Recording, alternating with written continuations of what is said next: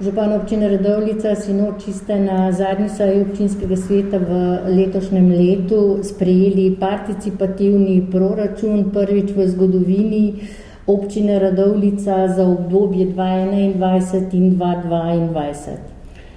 Ja, zdaj tako, zelo pomembno je, da smo sprejeli celotni proračun. V tem delu je bil tudi participativni proračun.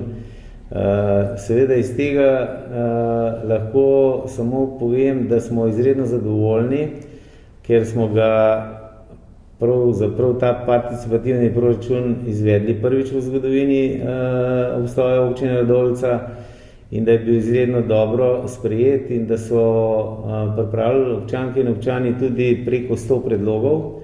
Seveda, izmed teh preko 100 predlogov je šlo na glasovanje potem 65 in udeležba na glasovanju je bila kar preko 30%, tako da je to velik dosežek in vsi ti projekti, ki so bili izglasovani, bojo tudi izvedeni. V obeh dveh letih pa namenjamo tudi 300 000 evrov za te projekte. Prodano pa je bilo tudi zemljišče Graben, ki je bilo prej namenjeno za gradnjo lesnega centra. Res je, mi smo poskusili, še v tem zadnjem poskusu, to gre skoraj za 6 hektarov zemljišč in smo bili uspešni. Ponudbo sta oddala 2 ponudnika. Izklicna cena je bila 918 000 evrov, najboljši ponudnik oziroma boljši ponudnik je oddal ceno 1 208 000 evrov in sem v bistvu zelo zadovoljen, da se bo na tem območju, sicer se ne bo odvijala lesno-predelovalna industrija, ampak gradbena in zelo sem pa zadovoljen, da je to kupil naš občan. Imeli pa ste na dnevnem redu tudi odlok o občinskem prostorskem načrtu za Brezje, vendar pa ste to točko prekinili. Ja, res je. Pri tej točki moram reči, da za ta OPPN Brezje je bilo strani tako krajevne skupnosti kot krajanov zelo veliko pripomb na prometno ureditev.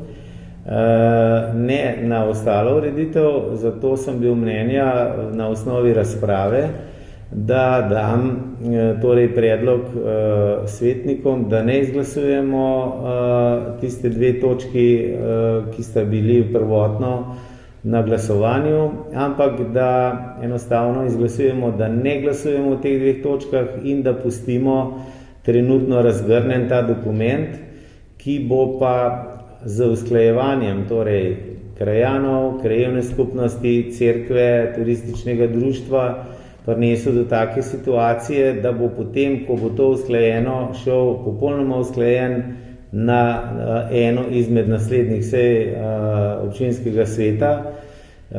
Torej, zdaj ali bo v tem vključen tudi predvsem prometna ureditev ali ne, je pa predvsem predlog vseh sodelujočih, kot sem jih omenil.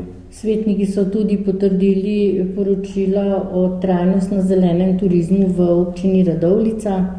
Ja, res je, mi smo preko Zavoda Turizem in kultura Radovljica šli v ta, to blagovno znamko.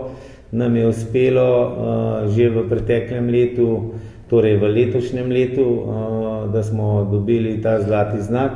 Seveda pa moramo zagotavljati v nadaljevanju, to pogojuje inštitucija, ki pripravlja, da do leta 2022 naredimo to strategijo in mi smo jo včeraj tudi potrdili, tako da gremo predvsem v smeri zelenega trajnostnega turizma.